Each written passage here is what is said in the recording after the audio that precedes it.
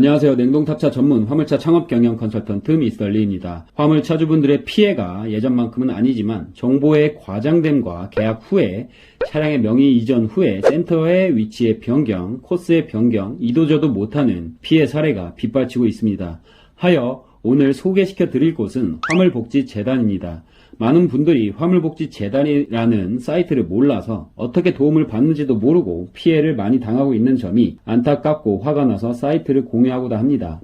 우선 검색창에 화물복지재단이라고 검색을 하시면 화물에 대한 정보, 물류신고센터, 알림마당 등이 여러가지 폴더 등이 있습니다.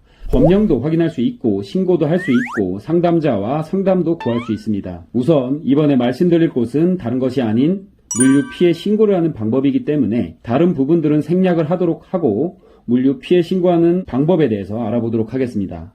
물류 피해 신고 접수처는 세 곳으로 화물복지재단, 한국통합물류협회, 한국교통안전공단 등이 있습니다. 가장 간단하게 할 수 있는 방법은 물류신고센터라는 사이트에 들어가서 하는 게 가장 개인적으로 쉬워 보입니다. 들어가는 방법은 화물복지재단을 들어가서 물류신고센터를 통하여 연결되는 방법이 있고 바로 검색창에 검색을 하는 경우도 있습니다. 이렇게 물류신고센터 홈페이지에 들어가면 물류신고센터란 무엇인가 라는 것이 나와 있습니다. 설치의 근거는 물류정책기본법 제37조 2를 참조하시면 되고 운영의 목적은 물류산업 내 거래 시에 발생하고 있는 일방적인 계약의 변경, 단가의 하락, 운임 인상 기피, 불합리한 거래 관행을 개선하여 화물시장의 건전한 거래 질서를 조성하기 위함이다 라고 나와 있고요. 주요 기능으로는 분쟁 신고의 접수, 조사, 조정 권고, 관계부처의 통보 등이 있습니다.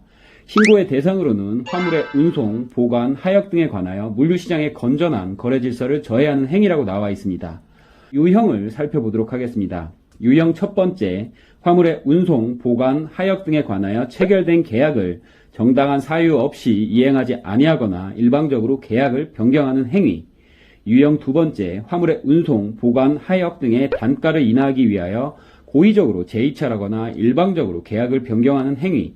유형 세 번째, 화물의 운송, 보관, 하역 등의 체결된 계약의 범위를 벗어나 과적, 금전 등을 제공하도록 가용하는 행위. 네 번째, 화물의 운송, 보관, 하역 등의 유류비의 급격한 상승 등 비용 증가분을 계약 단가에 반영하는 것을 지속적으로 회피를 하는 행위 등이 있습니다. 신고의 방법으로는 홈페이지 신고 방법과 우편 혹은 이메일이나 팩스로 신고하는 방법이 있습니다. 이렇게 각종의 신고 방법으로 신고를 하시면 관청에서 신고 내용을 첫 번째로 확인을 하고 조사하고 추가 자료가 필요하다면은 보완 요청을 하게 되고요.